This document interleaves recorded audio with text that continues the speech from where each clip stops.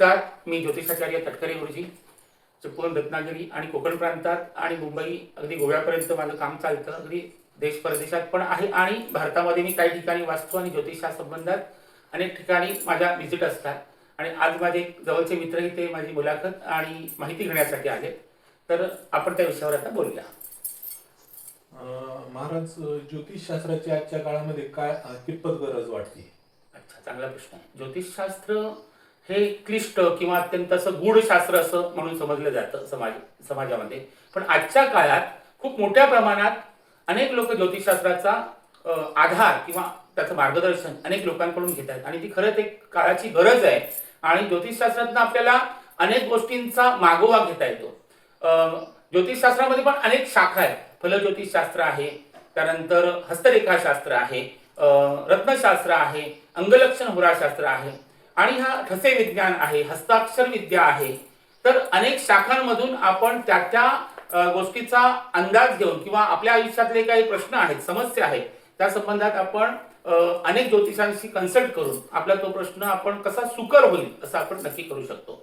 तर फलज्योतिषाबद्दल बोलाल तर ते कुंडली विज्ञान, जन्मपत्रिका जी आकाशस्थ ग्रहगोलांची जन्मसमयीची स्थिती ती पाहून त्यानुसार कुंडलीचा तो डायग्राम किंवा कुंडली तयार होत असते.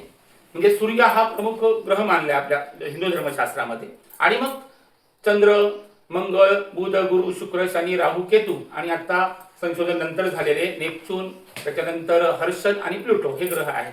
तर या ग्रहगोलांची आकाशस्थ स्थिती म्हणजेच कुंडली आणि त्या कुंडलीनुसारच त्या व्यक्तीच्या आयुष्यातील चढ उतार किंवा त्याच्या आयुष्यातील प्रगती याचा आपल्याला अंदाज त्या शास्त्रानुसार घेता येऊ शकतो. ज्योतिषशास्त्रातून तुम्हाला म्हणजे कुंडली तर आहे आणि अशा वेगवेगळ्या शाखांमधून आपण आयुष्यामध्ये नेमकं आपलं क्षेत्र कोणतं आहे, कुठल्या क्षेत्रात आपल्याला चांगलं यश मिळू शकतं. त्याचबरोबर आपण जसं होराशास्त्र की त्यामध्ये आपण मुहूर्त विज्ञान की कुठल्या शुभ योगावर आपण आपलं कुठलं तरी महत्वाचं काम केलं पाहिजे ह्याचा विचार होतो. होरानुसार आपण त्या त्या तासानुसार त्या त्या ग्रहांचा होरा असेल तर त्या त्या विशिष्ट उपासना पण केल्या जातात. किंबहुना परदेशातील काही संशोधक जे अवकाश यानात सोडण्याचं कार्य करतात ते सुद्धा प्रॉपर एकादशी बघून आपल्या भारतीय विज्ञानाचा आधार घेऊन त्यानुसार सुद्धा ते त्याप्रमाणे त्यांच्या वैज्ञानिक गोष्टींच्या घडामोडींचा आधार घेतात. म्हणजे विज्ञानालाही ज्योतिषशास्त्राची गरज आहे यातून अधोरेखित होते. आता वास्तुशास्त्राचा आजच्या काळात म्हणजे बरेच जण पाहतात. हा, हे गरजेचं आहे का? वास्तुशास्त्र पाहून आपण वास्तू बांधणं? हो, जरूर. कसं आहे, वास्तुशास्त्र म्हणजे तरी काय, तर ते एक आपण म्हणतो ना, आपण भूतलावर पृथ्वीवर राहणारा मानव हा प्राणी किंवा मानव समाज आहे. तर पृथ्वीवर जी काय आपण म्हणतो दिशांचं विज्ञान आहे, पूर्व, पश्चिम, दक्षिण, उत्तर, त्यानंतर उपदिशा, आग्नेय, ईशान्य, वायव्य आणि नैऋत्य. आणि त्यानंतर मग त्या आणखी 16 दिशांचा विचार केला जातो की ईशान्य पूर्व, ईशान्य उत्तर, अशा ह्या 16 दिशांनुसार आपण नैसर्गिक जे काही वातावरण आहे त्याचा त्या वास्तूवर आणि त्या व्यक्तीच्या एकंदरीत आयुष्यावर काय परिणाम होईल त्यानुसारच वास्तुशास्त्राचा उगम झाला आहे. वास्तुशास्त्रानुसार भूमी निवडताना म्हणजे जागा निवडताना ती उत्तरेकडे उतार असणारी, ईशान्येकडे उतार असणारी, त्याचबरोबर पूर्वेकडे उतार असलेली जर तुम्ही जागा निवडली तर ती अत्यंत शुभ समजली जाते. त्याच्या उलट जर तुमचं नैऋत्येला किंवा दक्षिणेला उतार असेल तर ती जागा एकतर आपल्याला प्रॉपर कंपाऊंड वॉल करून ती आपल्याला समतल करावी लागते आणि त्यानुसार परत ती ईशान्य पूर्वेकडे जर आपल्याला नॉर्मल काही उतार करता आला अगदी 1-2 फुटाचा तर आपण ती जागा वास्तूसाठी वापरू शकतो. म्हणजे वास्तुशास्त्रात काही रेमेडी आहेत, काही त्याच्यावर उपाययोजना पण आहेत. आता वास्तुशास्त्रानुसार जर तुमचं नैऋत्येला खड्डा असेल किंवा तिथे जर टॉयलेट किंवा संडास अशी योजना असेल तर त्या घराण्यामध्ये 100% आरोग्याला प्रॉब्लेम होतात. हे मोठ्या प्रमाणात आपल्याला लक्षात आले.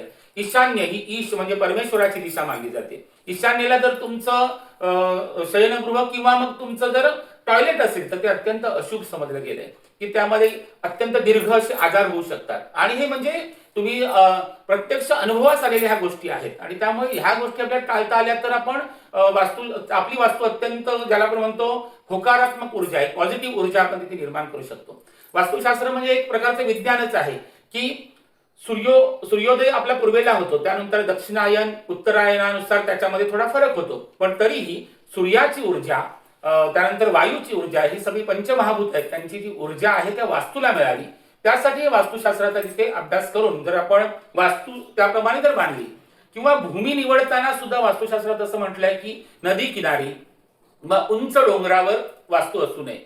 आता तुम्ही गड किल्ले जर एखादा मला असा प्रश्न विचारू शकतो की गड किल्ले, आता ते त्या राजे महाराजांनी जे गड किल्ले आणि अर्थात त्यांनी त्याचं संवर्धन केलं, त्यावेळची दळणवळण व्यवस्था ही वेगळी होती, घोडदळ पायदळ वगैरे. आता काही ठिकाणी असं म्हटलं हत्ती सारखे प्राणी सुद्धा काही ठिकाणी आपल्याला दौलताबाद किल्ला असो किंवा अशा काही किल्ल्यांवर वर नेण्याची व्यवस्था होती. शिवरायांनी तर अगदी रायगडापर्यंत पण काही काही ठिकाणी असे त्यांचे हे सगळे दळणवळण व्यवस्था अत्यंत डेव्हलप केली. अर्थात त्या काळानुसार त्यांचं ते वाखाणण्यासारखंच होतं. म्हणजे म्हणजे शिवरायांबद्दल काय बोलावं, म्हणजे ते तर देवच आहेत आपल्यासाठी. आणि अशा राजे महाराजांनी जी काही गड किल्ल्यांची निर्मिती केली ती सुद्धा वास्तूनुसारच त्याचा विचार केला गेला आहे. तिरुपती देवस्थान हे सुद्धा एक वास्तुशास्त्राचा उत्तम नमुना आहे. आपली अंबाबाई, कोल्हापूरची अंबाबाई, महालक्ष्मी, त्या देवस्थानाची निर्मिती सुद्धा वास्तुशास्त्रानुसारच अत्यंत नियोजनबद्ध केलेली आहे हे आपल्याला आढळून येईल. त्याचबरोबर आपली जी ज्योतिर्लिंग आहेत भारतातील, अगदी केदारनाथापासून रामेश्वर पर्यंत एका सरळ रेषेत, त्याचबरोबर त्यांचं जे विज्ञान आहे ते सुद्धा वास्तूला अनुरूपच आहे. आणि वास्तू हे काय एक कपोलकल्पित किंवा एक ज्योतिषशास्त्रीय, जे आपण म्हणू की एक बागुलबुवा कोणी उभा केलाय, तर असं नाहीये. तर वास्तुशास्त्र ही एक विज्ञानाला सांगड घालणारी रचना आहे. तर त्या गोष्टीचा आधार घेऊन आपण आपली वास्तूची ऊर्जा आणि वास्तूचं एकंदरीत ज्याला आपण म्हणतो की त्याची रचना ती चांगली करून आपल्या, आणि वास्तुशास्त्राचा अत्यंत मोठ्या प्रमाणात मानवी जीवनावर किंवा त्या घराचा जो प्रमुख पुरुष आहे त्याच्यावर मोठ्या प्रमाणात परिणाम होतो. त्याची प्रगती, त्याचे यश, त्याची जी काही धडपड आहे त्यानुसार त्याला मिळणारं यश, ह्या सगळ्या गोष्टी जर आपल्याला पाहायच्या असतील तर वास्तुशास्त्राचा आधार घेऊन चांगल्या वास्तुतज्ञाची व्हिजिट करून आपण त्यामध्ये जे आवश्यक काही बदल. आता दुसरा एक प्रश्न असा निर्माण होतो की मुंबई, पुणे, नाशिक अशी काही, आता औरंगाबाद किंवा आपला जी काय संभाजीनगर म्हणतो आपण आता, तर ह्या काही मुख्य शहरांमधली जी काही रचना आहे तिथे आपण म्हणतो की फ्लॅट सिस्टम आहे, तर तिथे आपण मोठे बदल नाही करू शकत. वास्तूमध्ये प्रत्यक्ष बदल न करता आपण तिथे तोडफोड विरहित काही अंतर्गत रचना जर आपण बदलली तरी सुद्धा वास्तूचा आपल्याला चांगला फायदा होऊ शकतो आणि आपल्या प्रगतीसाठी त्याचा 100% अगदी निश्चित फायदा होतो. आणि हे अनुभवास आलेल्या गोष्टी आहेत. आता लग्न जमवताना पत्रिका पाहिली जाते, ही नेमकी काय पाहायला पाहिजे की नको पाहिजे? आता कसं आहे, त्याच्यात सुद्धा एक म्हणजे त्याला आपण म्हणतो, आता बहुतांशी प्रेम प्रकरणांची जी काही प्रकरणं माझ्याकडे मोठ्या प्रमाणात मुलं मुली पण येतात, पालकही येतात. प्रेम प्रकरणातनं जेव्हा ते येतात तेव्हा बहुतांशी ते परमेश्वरी योजनेनुसार सुद्धा ती रचना कुंडलीतली बऱ्यापैकी 80-90% जमलेली असते, असं माझ्या अनुभवास आलं. पण बहुतांश थोडं अट्रॅक्शन म्हणून फक्त जे एक प्रेम प्रकरणात येतात, किंवा थोडंसं आपण म्हणतो ना एक त्याला आपण शोबाजी म्हणू अगदीच बोलायचं झालं तर, ते त्यांची टिकत नाहीत. किंबहुना आता घटस्फोटांचं प्रमाण पण वाढायला लागलंय. तर पत्रिका का पाहावी, तर आपल्या कुंडलीतल्या शुक्र म्हणा किंवा गुरु म्हणा अशी काही मुख्य ग्रह आहेत जे तुम्हाला गृहस्थाश्रमाला किंवा वैवाहिक सौख्य असो किंवा ओव्हरऑल तुमच्या आयुष्यासाठी शारीरिक, मानसिक, बौद्धिक आणि एकंदरीत संसारिक गोष्टीसाठी उपयुक्त गोष्टी ज्या असायला पाहिजेत, त्या दृष्टीने ग्रह पोझिशन दोघांची जर मॅच असेल तर त्याचा खूप फायदा होतो. आणि म्हणून पत्रिका पाहणं हे अत्यंत आवश्यक आहे असं माझं वैयक्तिक मत आहे. आणि त्याचा अनुभव सुद्धा लोकांना आहे. अर्थात त्याचा बागुलबुवा पण होता कामा नये, की बाबा जे गरजेचं आहे त्या मुद्द्यांवर प्रकाश टाकून. आता जे काही आपली गुणमेलन सारणी आहे एक ढोबळमानाने आहे, पण नुसतं गुणमेलन पाहून 36 गुण जमून सुद्धा प्रॉब्लेम झालेली कुटुंब मी पाहिली आहेत. त्यामुळे आपण नुसतं कुंडली गुणमेलन जमलं म्हणूनच ते लग्न अत्यंत योग्य आहे असंही नाही म्हणू शकत. तर कुंडलीतली ग्रहस्थिती काय आहे त्याचा एक थोडासा आपण खोल अभ्यास करून त्याच्यातनं आपण तो निर्णय घेऊ शकतो की त्यांचा संसार सुखाचा राहील का. अर्थात संसारामध्ये थोडं 19-20 चालेल, पण तरी देखील अत्यंत टोकाचं त्यांच्यामध्ये मतभेद किंवा ज्याला आपण तो 2 टोकं होता कामा नये. कारण हल्लीच्या समाजामध्ये मुलगा मुलगी दोघंही कमावते आहेत आणि त्याच्यामुळे समाज रचनेवर खूप म्हणजे अर्थात ती चांगली गोष्ट आहे.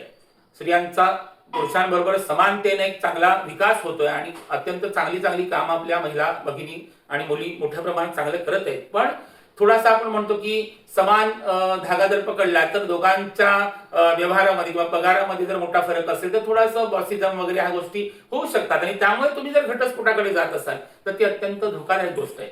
कारण असं एकत्र राहून म्हणजे एकत्र एकमेकाला सामावून घेऊन जर ते तुम्ही चांगलं चालवलं तर त्याला खूप फायदा होऊ शकतो.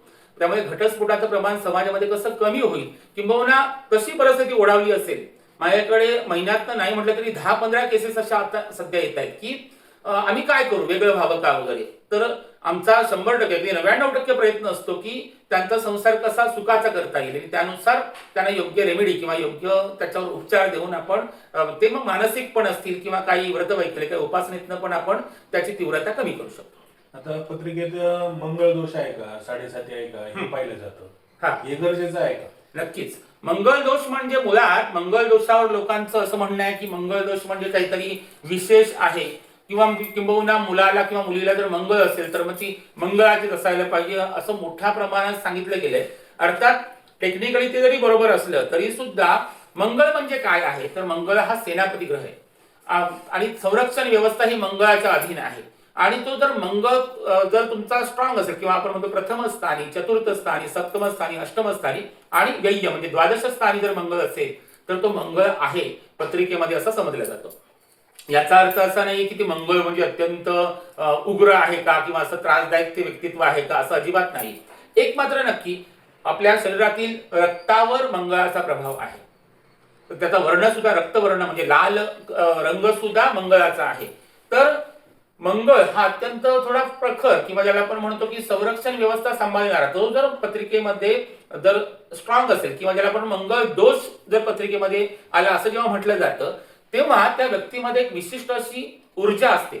त्या ऊर्जेला अनुरूप त्याचं जर सहचारी किंवा ज्याला म्हणतो आपण सहधर्मचारिणी जर मिळाली तर त्यांचा संसार अत्यंत चांगल्या तऱ्हेने फुलू शकतो किंवा त्यांची प्रगती होऊ शकते. शारीरिक मानसिक सगळ्या लेवलला ते एकमेकाला चांगली साथ देऊ शकतात आणि म्हणून मंगळ दोषाचा विचार त्या अर्थाने केला जातो.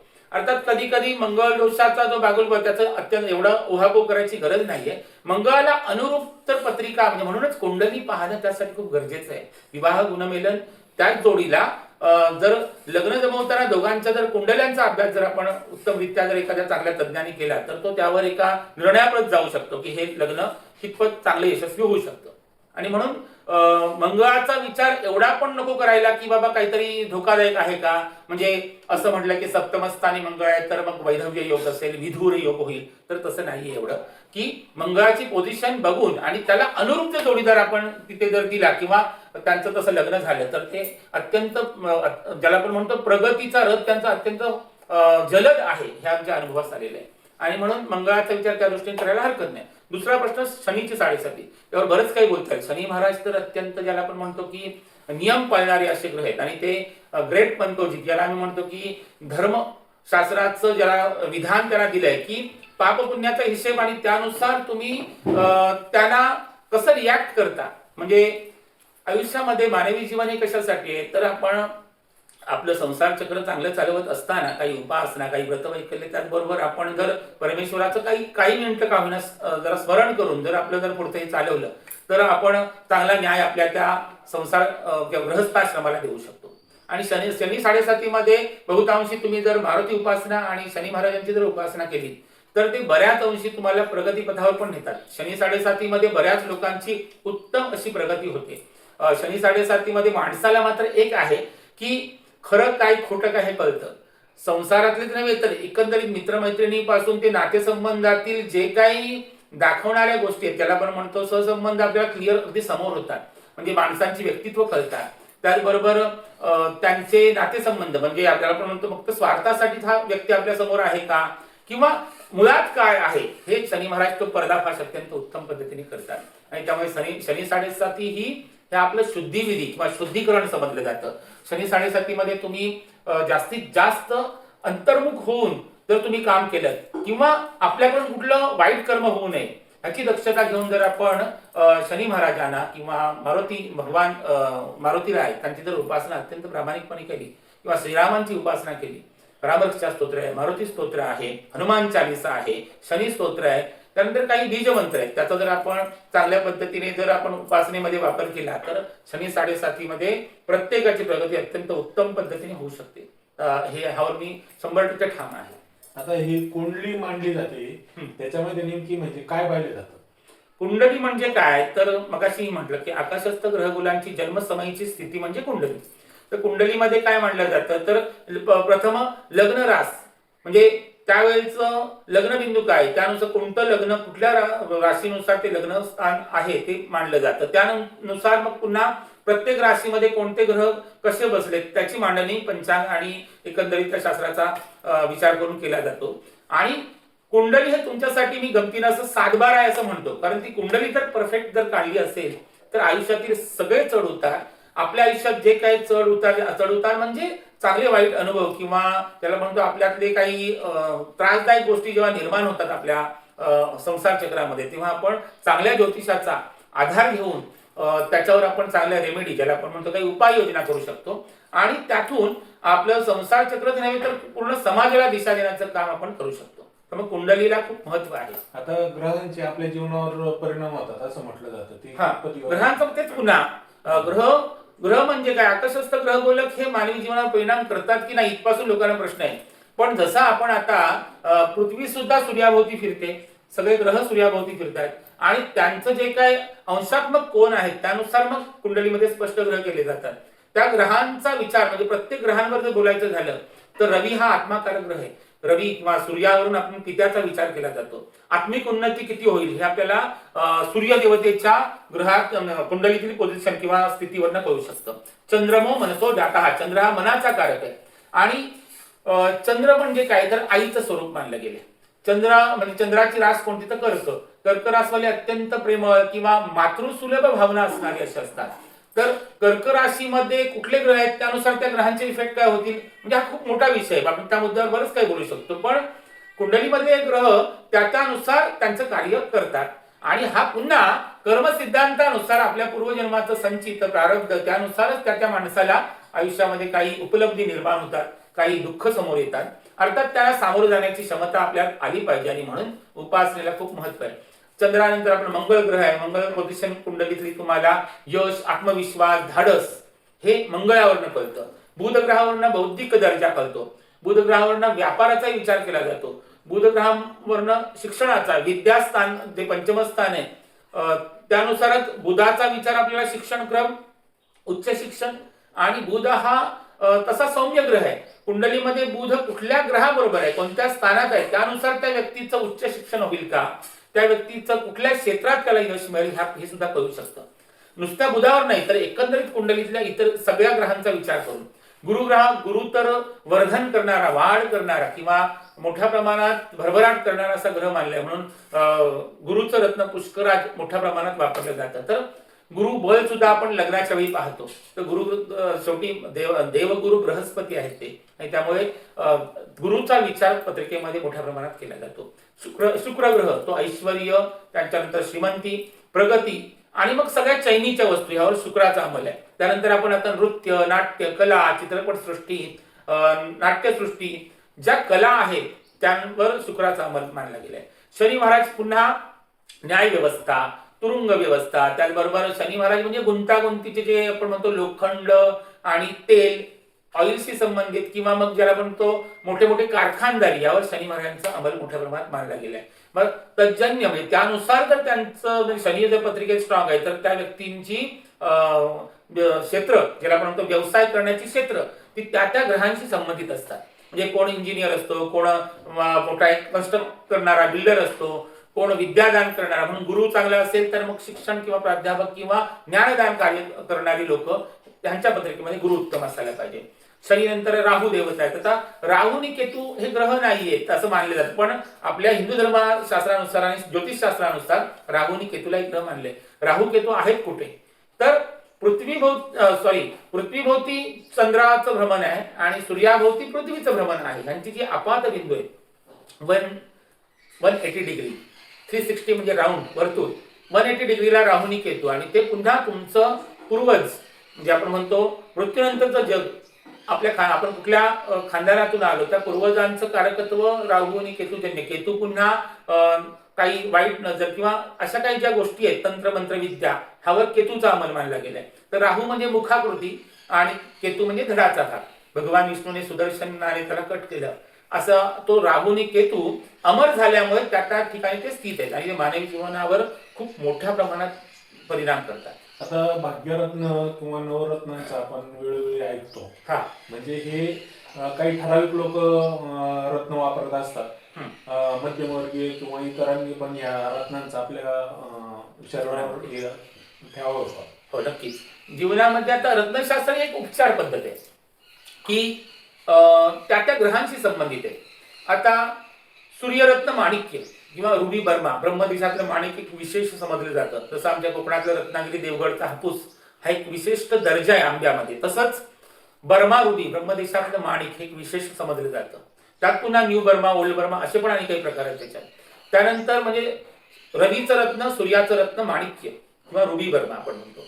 चंद्राचं रत्न मोती, त्याच्यामध्ये विवाह मोती, बसरा मोती असे बरेच प्रकार आहेत म्हणजे क्वालिटीनुसार. तर मोती डोकं शांत ठेवण्याचं काम करतं. माणिक तुम्हाला यश, कीर्ती, प्रसिद्धी देण्याचं काम करतं. मंगळाचं रत्न आहे पोवळ, त्याला मुंगा असंही म्हटलं जातं. तर ते पोवळ तुमचं ब्लड सर्क्युलेशन अत्यंत उत्तम पद्धतीने ठेवतं. तुम्ही जर दाक्षिणात्य प्रांतामध्ये जर बघितलं तर मोठ्या प्रमाणात ज्याला आपण म्हणतो मातृसत्ताक पद्धती आहे आणि तिथे पोळ्यांच्या माळाच्या माळा किंवा त्यांचं सौभाग्य लेणं म्हणून मंगळसूत्रांमध्ये मोठ्या प्रमाणात पोळ्यांचा वापर केला जातो. पोळ्याने ब्लड सर्क्युलेशन उत्तम राहतं, महिलांचं मासिक धर्म व्यवस्थित राहतो. त्याचबरोबर मनाची ताकद जी आहे ना ती मंगळाशी संबंधित आहे. ऊर्जा ज्याला आपण म्हणतो ती मंगळाची ऊर्जा डेव्हलप करण्याचं काम पोळं रत्न करू शकतं. बुध ग्रहाचं रत्न आहे पाचू, हे बुद्धीचं कारकत्व ज्याला जे हिरव्या कलरचं येतं त्याच्यामध्ये पण अनेक प्रवर्ग आहेत. ओनेक्स पन्ना आहे, ब्राझिलियन पन्ना आहे. तर पन्ना किंवा पाचू ज्याला आपण म्हणतो ते पाचूने तुमची बौद्धिक स्थिरता लाभते. पाचूमुळे बऱ्याचदा मानसिक जर गोंधळ असेल किंवा निर्णयापर्यंत आपण कुठे पोचत नसू तर पाचू रत्न आपल्याला बऱ्याचदा स्थिर मानसिकता किंवा स्थिर बौद्धिक दर्जा देण्याचं काम करू शकतं. व्यावसायिक भरभराट, व्यवसायामध्ये लेनदेन असते किंवा ज्याला आपण म्हणतो घेणं देणं हे व्यवस्थित राहण्यासाठी सुद्धा पाचूचा उपयोग होऊ शकतो. त्यानंतरचं महारत्न मानलंय ते पुष्कर, जे गुरुचं रत्न आहे. ते गुरुचं रत्न तर बहुतांशी आपल्या पूर्ण हिंदू समाज किंवा ओव्हरऑल पूर्ण भारतामध्ये किंवा पूर्ण जगामध्ये पुष्कराचा वापर यश, कीर्ती, प्रसिद्धी आणि आर्थिक भरभराट ह्यासाठी वापरला गेला आहे. पण पुष्कराज वापरताना सुद्धा आमच्यासारखे काही तज्ज्ञ असं सांगतात की पुष्कराचा वापर 5 रत्ती किंवा 5 कॅरेटच्या वरती शक्यतो करू नये. त्याचा तुमच्या डिरेक्टली तुमच्या यकृतावर, लिव्हरवर परिणाम होऊ शकतो. आणि म्हणून रत्नयोजना करताना सुद्धा चांगल्या ज्योतिष मार्गदर्शकाच्या किंवा रत्नशास्त्राचं नॉलेज असणाऱ्या माणसाची गरज आहे. पत्रिका सगळेच बघत असतील पण रत्नशास्त्राचा स्पेशली अभ्यास केलेला माणूसच कुंडलीवरनं रत्न कोणतं वापरावं, रत्नांचा समुच्चय किंवा कुठल्या प्रकारची रत्न समान धर्मी ते काम करू शकतात आणि त्यांचा नक्की त्या व्यक्तीच्या आरोग्यावर, त्याच्या एकंदरीत आर्थिक स्थितीवर आणि त्याच्या प्रगतीवर आणि त्याला मिळणाऱ्या अपॉर्च्युनिटी किंवा त्याला मिळणारे त्याला यश ह्यावर सुद्धा ते रत्न मोठ्या प्रमाणात काम करू शकतं. त्यानंतरचं महारत्न हिरा, डायमंड. पण हिराबद्दल माझं वैयक्तिक असं मत आहे की जर शुक्र ग्रहाचं रत्न आहे त्याच्या 2 बाजू आहे. एक तर तुम्ही अत्यंत म्हणजे यश, वैभव, प्रसिद्धी, ऐश्वर, भरभराट हे शुक्र महाराज पण देतात. ते सुद्धा दानव गुरु शुक्राचार्य आणि ते सगळ्या ह्या मी मगाशी म्हटल्याप्रमाणे नृत्य, नाट्य कला, चित्रपटसृष्टी, नाट्यसृष्टी आणि मग आता बॉलिवूड, हॉलिवूड वगैरे आपण मध्ये यावर पूर्ण शुक्राचा अंमल आहे. किंवा आता पिक्चर रिलीज करताना सुद्धा शुक्रवार पाहूनच मोठ्या प्रमाणात केलं का जातं तर त्या ग्रहाचा अंमल त्या क्षेत्रावर असल्याने त्यात त्यांना उत्तम असं यशही मिळतं. त्या शुक्राचं रत्न जे आहे हिरा, त्याच्यात तर नाही ते खूप कॉस्टली आहे वगैरे तर आहेच, पण ते जर तुम्हाला सूट नसेल किंवा तुम्हाला मॅच नसेल आणि ते जर तुम्ही धारण केलं तर त्यामुळे तुमची भरकटण्याची किंवा तुमचं अधपतन होण्याचे मग सगळ्या बाबतीत ज्याला आपण म्हणतो मद्य आणि मग आणि सगळे प्रकार, त्यावर मी आता काय बोलत नाहीये, तर जुगार वगैरेचे काय चालतात ते सगळ्या प्रकारचे छंद, चुकीचे छंद लागून माणूस भरकटू पण शकतो. म्हणून हिऱ्याचा वापर खूप विचारपूर्वक त्याच्या पत्रिकेतली शुक्राची आणि इतर ग्रहांची स्थिती बघूनच केलेलं उत्तम राहील. शनितरत्न नीलम ते तर तुम्ही चेक करूनच करायला पाहिजे कारण ते दुधारी आहे. आणि मग राहूचं गोमेद आहे, केतूचं वैडूर्य आहे, ते रत्न सुद्धा तुम्हाला उत्तम प्रमाणे यश देऊ शकतं. आता रत्नांबरोबरच अंकशास्त्राचं सुद्धा आता महत्व वाढत आहे. अंकशास्त्र आता आपण गाड्या घेत असताना, फ्लॅटचे नंबर घेत असताना लोक त्याचा खूप वापर म्हणजे विचार करतात आणि ते योग्य आहे. तुमच्या जन्मतारखेनुसार जे तुमचं मुलांक आणि भाग्यांक येईल त्यानुसार एकांक असलेलं ते जर तुम्ही गाडीचा नंबर किंवा घराशी संबंधित वास्तूचा नंबर जर घेतला तर त्यात उत्तम यश मिळू शकतं. 1 नंबर रवीचा आहे. आता 4 नंबर बद्दल तर बरंच काही बोललं जातं. राहूचा नंबर येतो. हर्षलचं सुद्धा त्यावर कारकत्व आहे त्या ग्रहांचं. तर तो अत्यंत स्पीड आहे. आता मोठे मोठे काही आपले राजकारणी 4 नंबरवाले असं म्हटलं जातं. त्यांच्यामध्ये एक प्रकारची ज्याला आपण म्हणतो बौद्धिक दर्जा एक वेगळ्या टाईपचा आहे. अत्यंत स्पीडमध्ये ते निर्णय घेऊ शकतात आणि त्याच्यातनं त्यांना यशही मिळते. आणि त्यामुळे अंकशास्त्राचा विचार आपलं वाहन घेताना आणि आपली वास्तू निवडताना आवर्जून करावा. आणि त्याचा मात्र तो विचार आपल्याला संलग्न आपल्या ग्रहस्थितीला म्हणण्याऐवजी आपल्या जन्मतारखेला जर योग्य असा तो जर नंबर निवडला तर त्याचा खूप फायदा झालेला लक्षात येतं. आणि म्हणून अंकशास्त्राचा विचार तिथे मोठ्या प्रमाणात आपण इव्हन काही लेनदेन करताना सुद्धा काही व्यवहार करताना सुद्धा अंकशास्त्राचा विचार केला जातो. गाड्यांचे नंबर जर आपल्याला अनुकूल नसतील तर त्या गाड्यांचं अपघात किंवा त्या गाड्यांशी संबंधित खर्च वाढणं हे प्रमाण मोठ्या प्रमाणात होतं. हे सुद्धा अनुभवजन्य आहे. अनेक लोकांना अनुभवास आलेले आहे.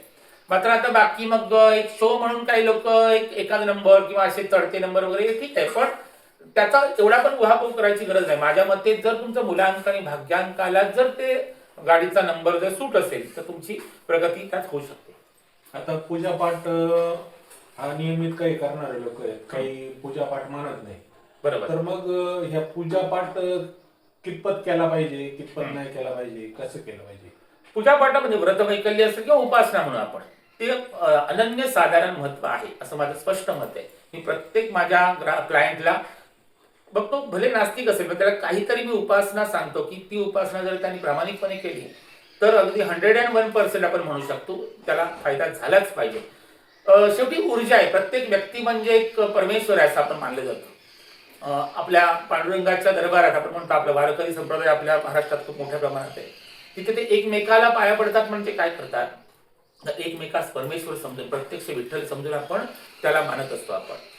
तर ती ऊर्जा जी आपली ऊर्जा आहे म्हणजे पिंडी तेच ब्रह्मांडी असं शास्त्रवचन आहे. तर ब्रह्मांड या विश्वामध्ये ज्या काही शक्ती आहेत त्यांना जर आपण मानत असू किंवा त्यांचा जर तुम्ही आधार घेतला तर तुम्ही तुमची ऐहिक मानसिक बौद्धिक सगळी प्रगती उत्तमरित्या करू शकता. कारण आपल्या मानवी जीवनाचं इप्सित किंवा ध्येयच आहे की परमेश्वर प्राप्ती. कदाचित काहींना हे कळणार नाही, पण ते आयुष्याच्या उत्तरार्धात जेव्हा आपण जातो तेव्हा आपल्याला कळतं की ह्याची आपल्याला खूप गरज आहे. कारण आपण ह्या पृथ्वी तलावर का आलो हा प्रश्न प्रत्येकाने आपल्याला स्वतःलाच विचारून आपलं आत्मसंशोधन किंवा आत्मपरीक्षण केलं पाहिजे. त्यामुळे मी असं नाही म्हणणार की तुम्ही कायम टाळ कुठतच बसा 5-5 तास. काही लोक मी असे पाहिले की नाही गुरुजी मी सकाळी 4 तास मला पूजेला लागतात, रात्री मी 2 तास. सध्याच्या भागदौडच्या या जमान्यामध्ये आपण एवढा जर तुम्ही वेळ 6 तास काढत असाल तर अर्थात तुमचं बाकी सगळं ज्याला आपण तो व्यवहारिक सेटअप ठीक असेल तर हरकत नाही, पण जर तुमचं मन तिथे जर स्थिर होत नसेल त्या उपासनेमध्ये तर ती उपासनाही फोल आहे. कारण त्या तत्वाशी तुम्ही काही सेकंड काही अर्धा सेकंद जरी तुम्ही कनेक्ट झाला तरी भले तुम्ही 10 मिनिटाची उपासना केली रोज तरी सुद्धा तुम्ही पूर्ण ऊर्जावान दिवसभर राहू शकता. आणि चांगलं कर्म आपल्याला आयुष्यामध्ये नेमकं काय करायचंय तर चांगलंच कर्म करायचंय आणि जास्तीत जास्त समाजाला आपण उपयोगी कसं पडू तिकडे आपलं लक्ष असलं पाहिजे. आणि म्हणून उपासनेमुळे काय होतं तर आपली मानसिक बौद्धिक स्थिरता लाभण्यासाठी आपण ती उपासना केली पाहिजे. मग आपल्याला जी पुन्हा राशीनुसार तुमच्या कुंडलीतल्या ग्रह पोझिशन नुसार सुद्धा जर तुम्ही उपासना निवडली तर ती जास्त फलदायी आणि ज्याला आपण म्हणतो की फायदेशीर चांगली ठरू शकते. आता पूर्वजन्मीचं पुण्य पाप याचा बऱ्याच वेळेस आपण उहापोह करतो. हा बरोबर. मागच्या जन्माचा आता आपण फिरून राहिले हे नेमकी काय नाही तर तो कर्मसिद्धांत आहे. कर्मसिद्धांतावरची काही पुस्तकं तुम्ही वाचू शकता, त्यातनं तुम्हाला त्याची टोटल लागेल. ते सत्य आहे. पण कसं आहे संचित प्रारब्ध आणि क्रियमान असे 3 पार्ट आहेत. अनेक जन्मांपूर्वीची काही जी कर्म संचित राहिली आहेत मग चांगली किंवा वाईट त्याचं फलोत्पत्ती त्या फळ म्हणजे चांगलं किंवा वाईट कर्म जेव्हा फलीभूत होतं त्यानुसार आपल्या आयुष्यात चढ उतार येत असतात. आपण असंही पाहिलंय अत्यंत श्रीमंत किंवा सगळं ठीक आहे पण त्यांना काहीतरी अशी घरामध्ये प्रॉब्लेम आहे की ते बोलूही नाही शकत आणि मग ते समाधानी नाही राहू शकत. पण तोच एखाद्या झोपडीतला अगदी झोपडीमध्ये घर आहे आणि तो आनंदात राहतो, मुलंही चांगली शिकतायत, आहे त्या परिस्थितीला तोंड देतात आणि अत्यंत उत्तम अशी प्रगती करण्याचा प्रयत्न करतात. म्हणजे ऐहिक प्रगती नसेल, पण अत्यंत श्रीमंत आहे, पण त्या मुलाला आई वडिलांच्या त्या मेहनतीची किंवा त्या ह्याची म्हणजे त्यांचं चक्रच वेगळं चाललंय असंही वाटतं. तर मग तुम्ही जो हा प्रश्न विचारलात की म्हणजे काय, पुन्हा रिपीट करा. पूर्वजन्म. हा, पूर्वजन्म तर मग तेच की म्हणजे त्या संचित क्रियमान आणि क्रियमान म्हणजे आत्ता आपण जी कर्म करतो आहोत, आणि म्हणून आपल्या संत महंतांनी कायमच आग्रह केलाय, जास्तीत जास्त नामस्मरण करा, जास्तीत जास्त तुम्ही त्या परमेश्वरापर्यंत उठता बसता नामस्मरण तुमचं रुटीन वर्क करत असताना ते करा, आणि आपलं क्रियमान कसं सुधारेल हे ऍज लाईक जसं आता तुम्ही बँकिंग करता ना, कर्ज आहे तर त्याचे आपल्याला हप्ते फेडले पाहिजेत. जर आपण ते कर्ज पेंडिंग ठेवलं तर ते पुन्हा त्याच्यावर चक्रवाढ व्याजासारखं ते वाढून वाढून ते त्याचा समुच्चय वाढत जातो. तसंच वाईट कर्म जर एखादा करत असेल तर त्याचं अत्यंत जघन्य म्हणजे आपण म्हणतो अत्यंत वाईट परिणाम त्याला भोगायला लागतात. आणि म्हणून पापकर्म कसं कमी होईल आणि पुण्यकर्म कसं वाढेल ह्याकडे पाहिलं पाहिजे. पण आता जे खरे योगी असतात ते त्या पाप पुण्याच्या चक्रात पण नाही पडत, ते पूर्ण निर्लिप्त, म्हणजे त्यांना त्या पाप पुण्याशी काही घेणं देणं नाही, ते आपल्या मस्तीमध्ये असतात, ते एक वेगळी स्टेज आहे. पण संसारिक माणसाने जास्तीत जास्त समाजाच्या कसं उपयोगी पडाल आणि आपण एखाद्याला चांगली कशी दिशा देऊ शकू आणि चांगलं कर्म आपल्याकडनं कसं होईल. चांगल्या कर्मामध्ये बरेच प्रकार, अन्नदान चांगलं करू शकता तुम्ही, चांगल्या लोकांना चांगला सल्ला देऊ शकता, एखाद्याचं आयुष्य सुधारण्यासाठी त्याला मार्गदर्शन करू शकता आणि योग्य ती मदतही करू शकता. आणि आपल्याकडून कुठलंही वाईट कर्म होऊ नये याचा प्रयत्न प्रत्येकाने पावलोपावली केला पाहिजे. म्हणजे जडभरताची जी कथा सांगितली, त्याने जे भोयाचं काम त्या काळात केलं तर तो वाकडा तिकडा चालत का होता, तर ते पायाखाली एखादा प्राणी किंवा एखादं कीटक सुद्धा मरू नये किंवा त्याला त्रास होऊ नये म्हणून त्याची चाल वाकडे तिकडे पडत होते. आणि त्यामध्ये राजाच्या लक्षात आलं की हा कोण भोगी, आणि त्याने त्या जडभरताना शेवटी गुरु केलं. तर आपल्याकडून वाईट कर्म म्हणजे एवढा बारीक विचार संत महात्मे करतात की आपल्यामुळे कोणालाही काही तोशिष किंवा त्रास होऊ नये. तसं आपण अगदी त्या संत महात्म्यांसारखं नाही करू शकलो तरी सुद्धा आपल्याकडून कोणाला त्रास नाही होणार, कोणाचं वाईट नाही होणार याचा आपण विचार आयुष्यात कायम केला पाहिजे. आणि मग तुम्ही हा जो प्रश्न विचारला की खरंच कर्मांचा तर पावलं पावली प्रत्येक आपण म्हणतो मिनिटाचा हिशेब आपल्याला द्यावा लागतो. वरती चित्रगुप्त महाराज बसलेच आहेत हिशेब लिहायला. आता हे कदाचित काही ना कपोलकल्पित वाटेल, पण जेव्हा आपल्याला काही आजार पण येतात तेव्हा जेव्हा आपण आत्ममंथन करतो तेव्हा कळतं की आपलं काय चुकलंय आपण. आणि काही चांगले लोक म्हणजे खरंच ते प्रारब्ध, त्यांचं प्रारब्ध उत्तम आहे, अशी लोक अत्यंत अशा मोठ्या आजारातनं सुद्धा उठून आपलं आयुष्य आणखी चांगल्या तऱ्हेने जगतात. तर हे सुद्धा एक पुण्यच आहे की त्यांच्याकडनं काहीतरी चांगलं घडलेलं असतं, त्या आजाराचं जे काही ज्याला म्हणतो भोगून ते आणखी चांगलं कर्मही करायला पुन्हा तयार असतात. आणि म्हणून पावलोपावली हा आपण विचार केला पाहिजे. कर्मसिद्धांत खूप मोठा आहे, त्याच्यावर बरंच काही बोलता येईल, पण कर्मसिद्धांताचा आपण आपल्या जीवनातच अवलंब केला तर आपण आपलं पुढचं जे काय आहे जन्म असेल काही जे असेल किंवा आपल्याकडनं होणारं पुण्य असेल ते आपण चांगलं केलं तर त्याचा नक्की फायदा होतो. आता हस्तरेषा आपलं जीवन सांगतात असं म्हटलं जातं. हस्तरेषा पण एक विज्ञानच आहे. जन्मानंतर ज्या हातावर ज्या काही रेषा येतात काही कालावधीने त्या पुन्हा 7-7 वर्षांत त्यात बदल होत असतो. आणि मग तुम्ही जी काही कर्म करता त्यानुसार तुमची प्रगती किंवा यश ठरलेलं आहे. हस्तरेखेबद्दल पण आता मी स्वतः हस्तरेषेचा तेवढा अभ्यास नाही केलाय, पण एक ओनामा एक नॉर्मल मी अभ्यास केला की हस्तरेषेनुसार प्रत्येक उंचवटे म्हणजे गुरुचा उंचवटा आहे, शनी महाराजांचा उंचवटा आहे, रवी महाराजांचा उंचवटा आहे, बुध ग्रहाचा उंचवटा आहे, शुक्र उंचवटा आहे, त्यानंतर मंगळाचे उच्च मध्य आणि निम्न असे मंगळाचे उंचवटे त्याचा अभ्यास, आणि हृदय रेषा, मस्तक रेषा, जीवन रेषा, त्यानंतर ज्याला आपण म्हणतो प्रारब्ध रेषा किंवा परमेश्वराची आवड उत्पन्न होणारी रेषा, विवाह रेषा, संतान रेषा याचा विचार करून त्यांचे कुठल्या साईडला वळणं आहेत त्याच्यानुसार त्याचं ते विज्ञान आहे किंवा त्याचं भाकीत केलं जातं. तर त्यासाठी खूप मात्र अभ्यास करावा लागतो. तोच तज्ञ हस्तरेखेवर जास्त बोलू शकतो. आणि पुन्हा तो एवढा डीप स्टडी आहे की एकेका पॉइंटनी त्यात बदल होऊ शकतो. म्हणजे अचूकतेकडे जायला बराच प्रॉब्लेम त्यात होतो. त्यामुळे फलज्योतिष किंवा ज्योतिष याचा जर वापर जास्त केला तर आपल्याला ते चांगलं कळू शकतं असं मला म्हणता येईल. आता म्हटलं जातं की नावात काय आहे, हा पण नावाचा आपण नाव ठेवताना खूप विचार करतो. बरोबर. एखाद्याचं नाव ठेवायचं असेल तर आपण नेटवर सर्च करतो, हे करतो ते करतो. बरोबर. नाव कसं ठेवलं पाहिजे आपण? पुन्हा आपण कुंडली शास्त्र किंवा फलज्योतिषाकडे येतो. जन्मसमयीची आकाशस्थ ग्रहस्थिती आणि त्यानुसार तुमची राशीचं अक्षर, नक्षत्राचं अक्षर, पुन्हा ते 27 नक्षत्र आहेत, त्याला अनुरूप जर नाव ठेवलं. पूर्वीच्या काळी बघा नावरास हा शब्द प्रयोग होता. अमुख्याचं नाव काय तर आकाश नाव आहे तर ते मेष राशीवर गेलं. विकास नाव आहे तर ते वृषभेवर गेलं, वृषभ रास आहे. पुन्हा मग शुक्राचा अंमल आला. आकाश हे मंगळाचा अंमल आला. म्हणजे त्या नावानुसार सुद्धा पुन्हा आणि जुन्या काळात तर देवदेवतांची संत महात्म्यांची नावं ठेवली जायची. ती का तर आपल्या धर्मशास्त्रात म्हणलंय की मृत्यू समयी परमेश्वराची जर तुम्हाला आठवण नाही आली तर तुमची ती उपासनाही फेल गेली असं मानलं जाते.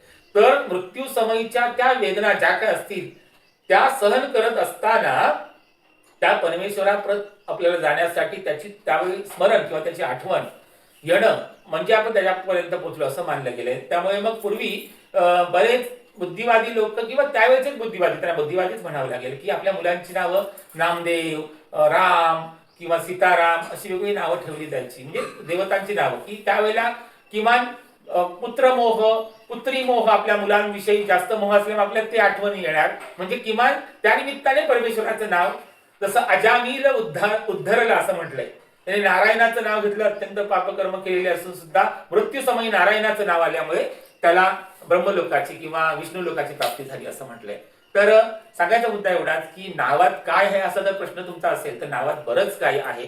त्यामुळे नाव व्यक्तीचं, एखाद्या वास्तूचं किंवा एखाद्या फर्मचं ज्याला आपण म्हणतो त्याचाही आमच्याकडे मोठ्या प्रमाणात लोक विचारण्याचा एक ओघ वाढलाय की बाबा आम्ही एक फर्म काढतोय तर त्याचं नाव कोणतं ठेवावं. त्याच्यात पुन्हा मग इंग्लिश जे काय आपले अक्षर आहेत त्यानुसार काही त्यातले बदल करणं. जी नामं आता ज्या काही फर्म आहेत त्यात जर तुम्हाला यशाचा आलेख कुठेतरी पठारावस्था आले किंवा डाऊनला जातोय असं लक्षात येते तर त्याच्यातले काही अल्फाबेट कमी करून E, A वगैरे वाढवून वगैरे सुद्धा काही लोक आपल्या फर्ममध्ये च्या नावामध्ये बदल करतात आणि त्याचे सुद्धा अत्यंत चांगले परिणाम, म्हणजे एक प्रकारचं ते पण एक विज्ञानच आहे की त्याचा फायदा लोकांना होतो. त्यामुळे व्यक्तीची नावं तर परिणाम करतातच आणि आता फर्म किंवा अशा काही आपण म्हणतो उद्योगांची नावं किंवा आपण जे काही क्षेत्र निवडू त्या संबंधात जर काही आपण नामाविधान, काही दुकानाचं नाम त्याचं नामाविधान जर आपण करत असू तर ते त्यात पुन्हा जो प्रोप्रायटर आहे त्याला अनुकूल नंबर्स, म्हणजे किती संख्येमध्ये ते म्हणजे अक्षर असायला, किती संख्येची अक्षर असायला हवी आणि ते पुन्हा वर्ण कोणते असावे याचा विचार तिथे नाव ठेवताना केला जातो. तो एक डीप स्टडी आहे आणि त्याचा एक खूप चांगला फायदा आता तर आमच्याकडे मोठ्या प्रमाणात त्यासाठी लोक येत आहेत. म्हणजे बाकी कुंडली हा विषय तर खूप मोठा आहे पण ह्यासाठी सुद्धा लोक त्याचा फायदा घेत आहेत. त्याचा अनुभवही चांगला आहे. आता ज्योतिष शास्त्राचा आधार आता या विज्ञान युगात घेतला पाहिजे का?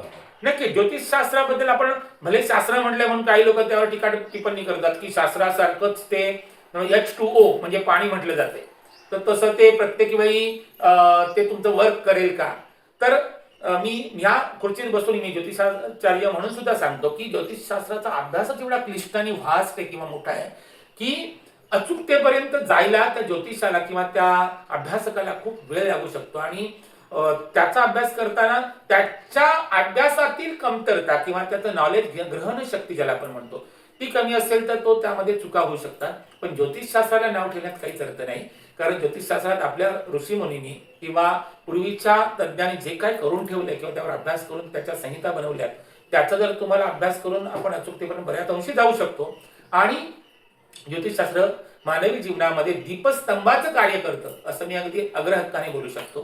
त्यामुळे ज्योतिषशास्त्राचा वापर आपण चांगल्या तज्ञाचा आपण सल्ला घेऊन आपल्याला आपली प्रगती चांगली साधता येऊ शकते. ज्योतिषशास्त्र हे व्हास्ट म्हणजे खूप मोठा विषय आहे, म्हणजे एका मुद्द्यावर आपण नाही बोलू शकत त्यावर. तर आज तुम्ही आलात आणि माझ्या ज्योतिषशास्त्राने ओव्हरऑल सगळ्याच विषयावर चर्चा केली त्याबद्दल तुम्हाला धन्यवाद. जय गुरुदेव.